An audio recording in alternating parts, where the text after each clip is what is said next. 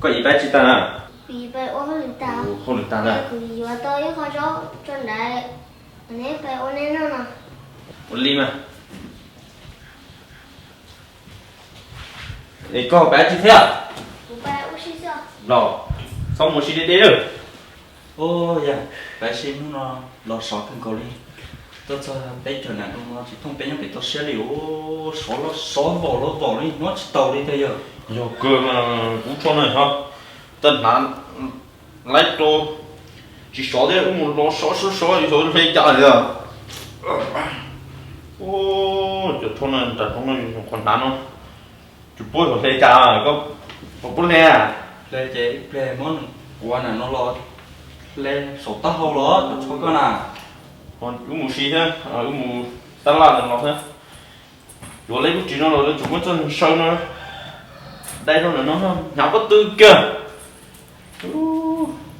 Xếp lại nhá. Vậy họ để cho một xuống nó ra. Rồi, mình đi mà.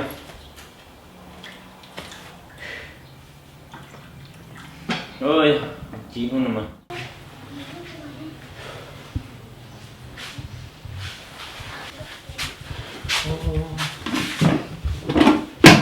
Sao? Nó phải chú hò. Nó có đâu mà tay chơi con nó quá. Có gì ai nè. Đấy không? Cá cực. Thì sao để tiêu dòng này? Chặt tàu luôn thế à? Nó có cụ bay gắt tàu trấu rồi, mà ốm mà nó. Nếu có chú về đặt trong này chúng tôi biết cho về tao xe rồi. Ô giờ mà chả nó mua xe tôi đi. Cũng gắt tàu nó cho, mà đi. Cái chỗ này. Chặt tiền này. Chưa xí tàu. Chặt rung nó thế à?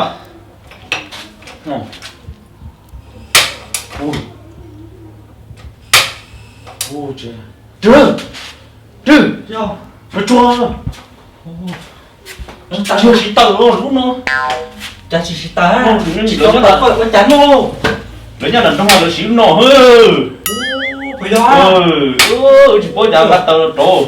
Đấy chứ nó căng nằm chết rồi. Sao chỉ cho nó cái tôi xuống nó là xí nó. Chết nó cố rồi.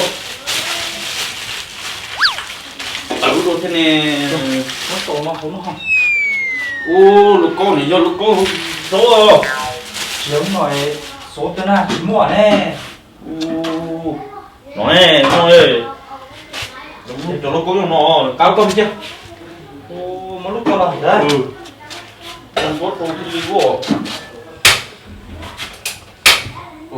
Là nó mà thiên linh của.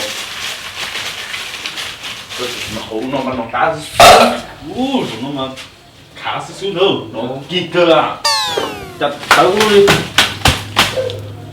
Số này nó đặt không này nữa, nó tấu không được. Có món cho nó khó. Là không có xếp lắc thôi. Không có nó tấu thế đi. Nó có cho trôi rồi. Tấu cơ na nó là. Tiệt tiền luôn. Nó không có cho. Cơ à? Đây, tôi còn không biết. Muốn chỉ. Thế, tính luôn đâu. Bang.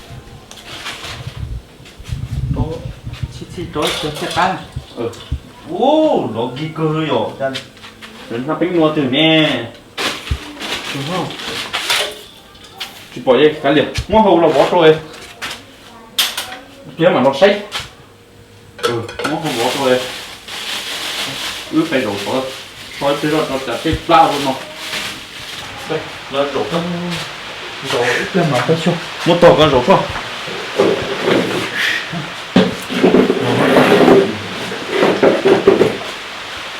Ôi, cái plau luôn rồi nha.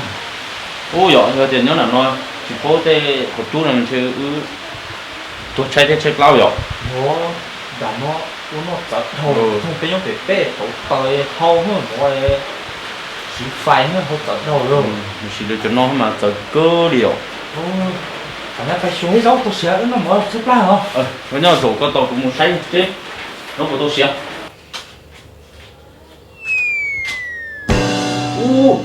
Trừ. Chưa? Trời ơi, rút chụp bò rồi. Mất để ra. Rồi. Có là say à. Thôi. ôi cha nó Chân tê tụi nhẹ bà ho. chỉ muốn đừng to là cái túi sổ nó trên chúng nó sẽ cha bỏ tay ôi cha nó Chưa lỡ chuyện nó. Mà máu á.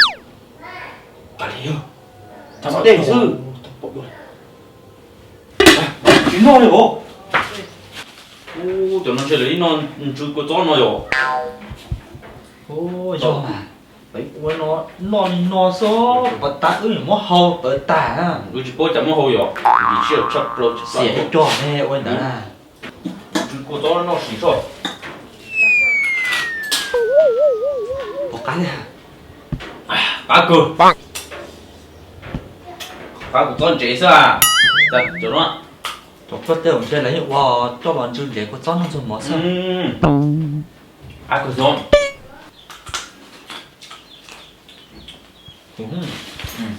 Chỉ kêu không có lộc con hả?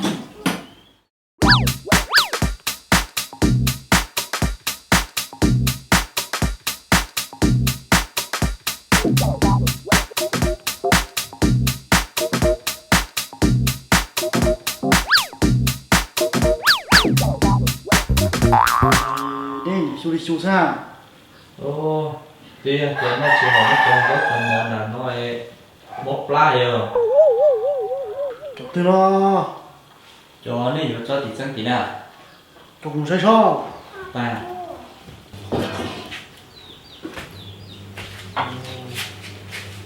cho nó từ sang được nó cần là ta cho nó trong cái món lá này Nhớ là cho nó á. Nó được có mà. Ô, nó nhỉ gió á. ô Nó là thì để khó nó thì để khó. Nó thì nó con nữa. ô lo cho nên giờ cho nó sáng tiền chơi giống nó bỏ mua chín nó cho nó chương trình có chót nó cho mỏ sữa Nhưng mà tụi nó. Cho để khó ha.